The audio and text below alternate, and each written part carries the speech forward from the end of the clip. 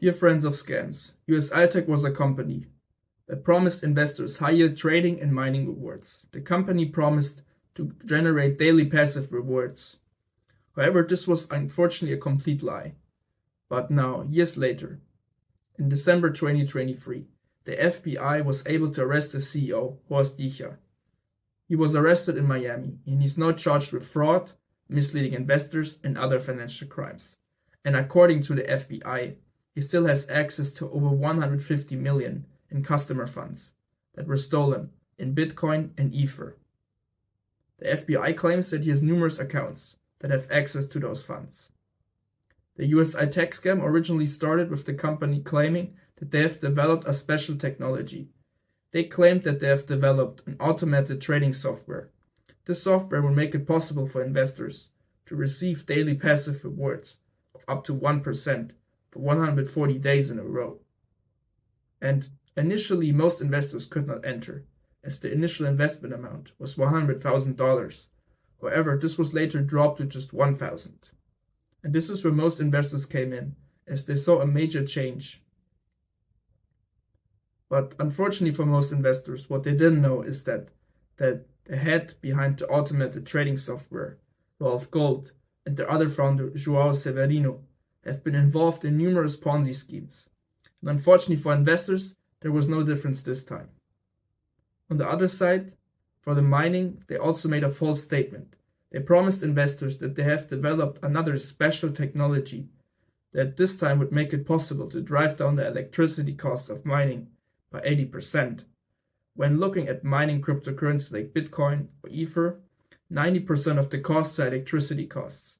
And they claimed that with their electric hydrogen generator, this would be possible to diminish those costs to just 10%, which of course, if this would have been possible, this would have gave them a major edge over competition, and it would have completely changed the industry. Investors had to buy packages. They had to buy packages to access this technology. The packages were the mining and the trading package. But soon after they bought the package, they were heavily disappointed. Originally, they were promised high transparency. The company claimed that they would have been able to view all the transactions made by the software, and they also would be able to see all the mined blocks.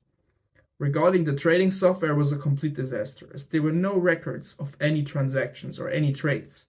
And on the other side, while investors could see that blocks were mined, the efficiency was not nearly as high as promised. This caught the attention of the Tax Security Board Commission, and they filed a cease and desist order against USI Tech, which basically alleged them of security fraud. This was already the beginning of the end, as soon after, in January 2018, the company stopped Bitcoin payouts to Canadian and United States citizens. This caught the attention of the SEC, who requested information about the board members and also requested records of the sales made regarding the packages. This led to the company just changing their website into a simple one login page, and soon after the website was completely shut down, stealing all the last hopes of investors. This still leaves the question, where is the money now? Well, when looking at the transactions and the addresses, the money is distributed among many accounts, and also the money has been converted into a lot of different currencies, while originally it was just Bitcoin and Ether. Criminals behind changed the currencies into a lot of different cryptocurrencies. So it will be very difficult to identify where the money is exactly going. Also, there are a lot of microtransactions, which of course have the goal to just make it as difficult as possible to identify where the money was really going. Well, of course now, they arrested the CEO, and I think they will personally get some of the money back, as I can see him still having access over a lot of money. But I don't think he will have all the money. I think it will be necessary to find the other members, Severino and Gold and other people that helped to commit this fraud. As also, I personally think that there were already some payouts made in fiat currency. So I think there were some third parties involved that helped to steal this money and convert it into fiat currencies.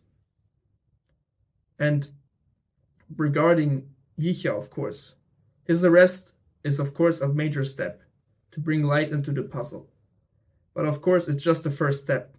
And of course, he can bring a lot of the assets back. And of course, the officials will look for his cooperation, but they need to give him a good deal, which I think they will do. As of course, his role is clear. He has been a big part of the puzzle. He actively helped to mislead investors and of course to operate a multi-marketing level scheme. This also leaves the question, how will this whole process end? Well, for Yichia, I don't think will end well.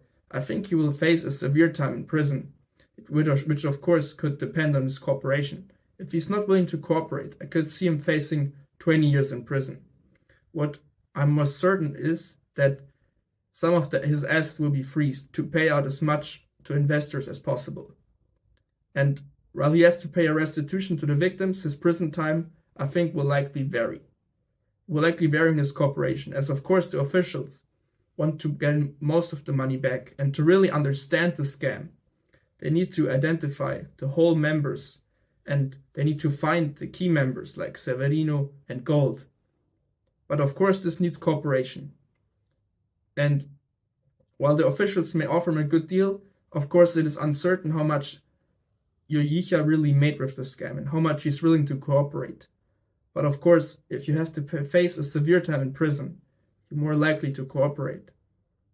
So finally, Yichia was arrested in Miami, and he's now charged with fraud, misleading investors, and other financial crimes.